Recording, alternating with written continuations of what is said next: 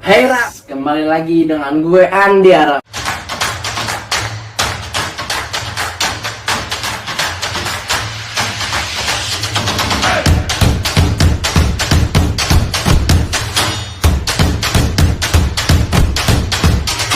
Oke, di konten kali ini gue pengen banget bahas yang namanya toxic people.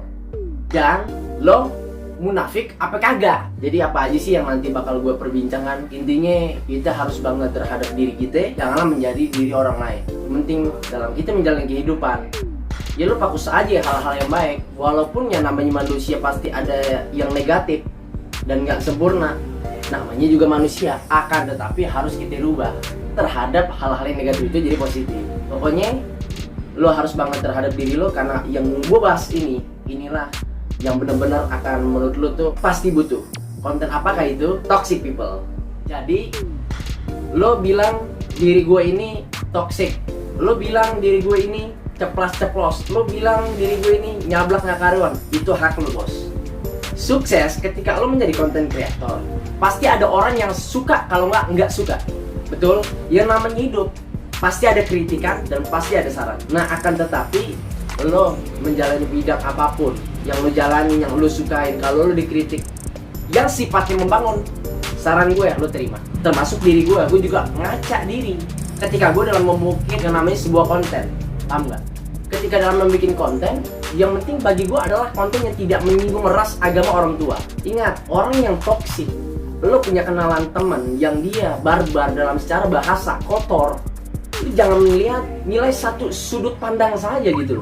Bisa jadi orang yang tadinya dia baik tidak baik gitu loh. Orang yang tadinya dia toksik hatinya baik, karena rata-rata orang nyablak pasti hatinya baik, tergantung personality orangnya tersebut. Paham nggak sampai di sini? Jadi orang yang dia ngomong toksik pasti dicapnya buruk. Tunggu dulu. Orang yang toksik dia melihat yang diajak lawan bicaranya. Kalau gue pribadi, ketika gue toksik, ya gue ngomong pada orang yang gue kenal gitu loh. Tapi kalau misalnya orang yang dia punya ilmu, dia punya pengalaman, dia punya wawasan, ya gue paling anti lah hal yang kayak begitu. Paham nggak maksudnya dalam di sini konteksnya? Jadi lu fokus gitu loh kepada diri lu. Kalau misalnya lu menilai seseorang, kalau lu belum ketemu secara langsung, jangan langsung mengambil kesimpulan. Paham nggak sampai di sini omongan gue? Nah jadi orang toksik kalau dia bisa berkarya itu lebih berfaedah men. Karena yang namanya karakter itu udah tabiat dari kecil. Lo pendiam, lo berubah menjadi orang yang bacot, yang cerewet, nggak bakal bisa. Gue yakin, gue yang ceplas-ceplos, yang begini apa adanya, memang karakternya gue dari kecil sampai sekarang, ya nggak bakal bisa dirubah jadi orang yang diem. Jadi kalau misalnya lo nyablak, ya lihat dulu lo kalau misalnya orang ngomongin toksik di konteksnya negatif apa menghibur. Nah konten yang gue buat kan tujuannya itu kan rata-rata menghibur. Yang penting isi videonya ngakak bos. Paham gak? Jangan sampai isi video lo tuh garing, yang ada lo dihujat. Pernah gak gue dihujat? Pernah. Setelah itu gue evaluasi, setelah itu gue bergerak action supaya gue membuktikan diri ke mereka bahwa gue mempunyai sebuah konten yang gue layak lah. Good job. Apakah orang toksik tidak bisa berkarya? Ya bisa. Apakah orang toksik tidak bisa berprestasi? Ya bisa. Apakah orang toksik tidak bisa menunjukkan diri dia itu menjadi pribadi yang berkualitas? Ya buktikan. Jadi bagi lo teman-teman yang secara bahasa kalimat lo kotor, jangan pernah mundur karena lo dicap buruk gitu. Banggalah terhadap diri sendiri. Yang penting jangan munafik. Kalau lo baik terlihat di depan orang, wow, ini si tuyul elit modern atau si bogel ini, dia ini soleh banget. Tapi kalau maksiat terhadap orang tuanya, dia bandel, dia ngelawan jadi anak durhaka. Contoh realita dalam kehidupan. Percuma lo menuntut ilmu yang namanya ilmu agama atau ilmu apapun, ya kan, yang berhubungan positif. Kagak akal yang namanya guna, ya begitu. Paham nggak sampai di sini? Nah, jadi kalau misalnya lo toksik, gue diajarkan sama Babe Jiun, dia konten kreator juga di TV, pergunakanlah toksikmu dengan hal yang positif. Tuh, lo jadi bos, lo punya karyawan, dididik dengan cara halus, dikasih nasihat secara baik-baik, dia nggak nerima. ya kan? Memang pada dasarnya didablek, digoblok, ngedumel, udah gitu nggak ngikutin arahan bos. yang mana tujuannya itu baik buat dirinya dia, paham nggak? Otaknya aja yang blinger, otaknya aja ngoleng, kurang movie kali ya. Jadi bosku, kalau misalnya dia kasih cara nasihat tidak menerima dengan hal yang kata-kata menurut gue masih halus, ya tabrak aja, toksik aja. Kenapa gue yakin kayak begitu? Ya karena supaya orang itu sadar. Kalaupun dia nggak sadar dengan kata goblok, bego, dinasehatin supaya kerjanya bener. Ini ilustrasi dalam hidup ya. Dinasehatin supaya dia nggak terlambat, supaya dia kerjanya nggak seenak-enaknya, ngikutin prosedur pekerjaannya sudah ditetapkan oleh bos. Maka kalau dia nggak menerima hal itu, Tuhan yang ngasih pelajaran. Contoh, ketika dia tidak nurut arahan bos, akhirnya Tuhan membuat rezekinya dia ini seret. Hatinya dia nggak tenang, akhirnya dia berubah. Nah, bakal ada jalan-jalan yang membuat hidup orang itu berubah. Yang penting kita nggak ngurusin hidup orang lain. Betul apa betul bosku? Iya. Ngaca diri sendiri men. Nah itu yang gue selalu tanamin ke diri sendiri.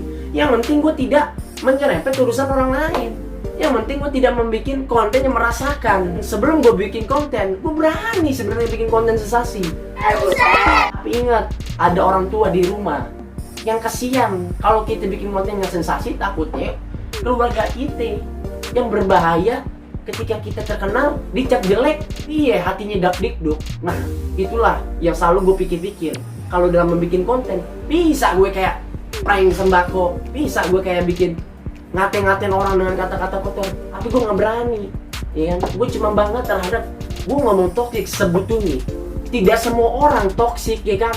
Dia melakukan hal-hal yang jelek. Kalau memang tujuan menghibur, lo bisa ngakak karena hiburan gue, ya alhamdulillah. Dapat pahala. Begitu. Karena konten terhadap karakter nilai seseorang itu berbeda. Saat dia di depan kamera, dia berusaha menghibur lo semaksimal mungkin, walau hatinya dia lagi ambyar bosku. Entah dia diputusin mantan, entah dia ditinggal orang tuanya, broken home, entah dia utangnya dinumpuk, dikejar-kejar rentenir, ya kan, 7 hari 7 malam, kan nggak tahu. Tapi niat dia tulus maksimal menghibur lo. Jadi jangan menilai seseorang dari ucapan saja, tapi menilai seseorang ketika lo kenal sama dia, udah berteman lama sama dia. Iya. Dia terakhir, apakah dia baik apa enggak sama lo? Kalau dia memang baik, emang kenyataannya lo nggak boleh menilai orang dari luar, tapi nilai juga dari dalam. Tuh, dengerin bosku. Jadi kalau misalnya nih lo berperlakuan buruk, ya namanya juga hidup men, gak selamanya baik. Bukan dalam arti ini membela diri. Oke lah, contoh misalnya nih, lo ganti posisi dengan gue, lo dihina, lo dikritik, lo dicap jelek karena lo melakukan hal yang menurut dia itu gak nyaman. Lo dengerin, lo jangan masukin hati, lo simpan di dalam jiwa lo. Suatu saat lo jual, gue beli. Dalam arti bukan sombong di hasil akhir, tapi membuktinya pada mereka. Bungkam omongan mereka dalam prestasi, agar mereka tidak bisa berkata-kata semau seenak mereka. Oh, bahwa konten lu nggak berfaedah. Oh, bahwa konten lu tuh nggak jelas. Oh, bahwa konten lu tuh bahlul, kagak ada manfaatnya dalam hidup. Nah, ketika lu udah kaya, lu udah berprestasi, lu udah berhasil, maka mereka akan diem. Ya itulah orang yang cuma bisa ngomong doang, kagak bisa bertindak. Ngaca bos. Kenapa gue berani ngomong kayak begini? Karena gue melakukan, karena gue di action. Tapi tidak boleh menyerah, harus ditingkatin lagi. Jadi pesan buat gue dan buat lo orang ketika lo berjuang dalam menghadapi yang namanya haters ataupun orang yang gak suka sama hidup lo, ya biarin aja. Prinsip bodo amat lo pakai. Jangan dengerin kata orang, dengerin kata sendiri men. Karena kata sendiri kalau misalnya lo membuat hal yang nyaman dan enjoy, lo lakuin. Dan ada beberapa orang yang menyarankan, kenapa lo gak fokus satu konten aja? Kenapa gak bikin konten-konten yang mana konten mengikuti zaman sekarang? Tunggu dulu bos. Gue bisa bikin semua konten, tapi kan semua konten itu butuh duit. Nah, gue ngelakuin bikin konten yang menurut gue nyablak, ceplas-ceplos, mudah-mudahan menghibur lo. Ya karena gue ngaca dulu, kalau kontennya murah ya bisa gue, kalau kontennya mahal ya entar dulu. Lihat kondisi zaman sekarang lagi corona. Kalau misalnya duit gede, gue bisa bikin karya apapun. Yang penting bagi gue, bikin konten adalah konten yang benar-benar gue nyaman, enjoy. yang benar-benar menghibur lu. Pada intinya ya, di mana ada kemauan pasti ada jalan. Jangan pernah nyerah ketika lu dihujat. Jangan pernah mundur ketika lu kata-katain. Yang penting bagi diri lu, buktikan kepada mereka bahwa lu pasti bisa. Menjadda wajadda. Karena siapa yang bersungguh-sungguh pasti berhasil. Oke? Toxic itu udah bagian dari hidup gue, tapi tidak boleh dicontoh sama orang lain. Yang pasti ambil yang positif, buang yang negatif. Ambil yang baik, buang yang buruk. Pokoknya enjoy. See you next time.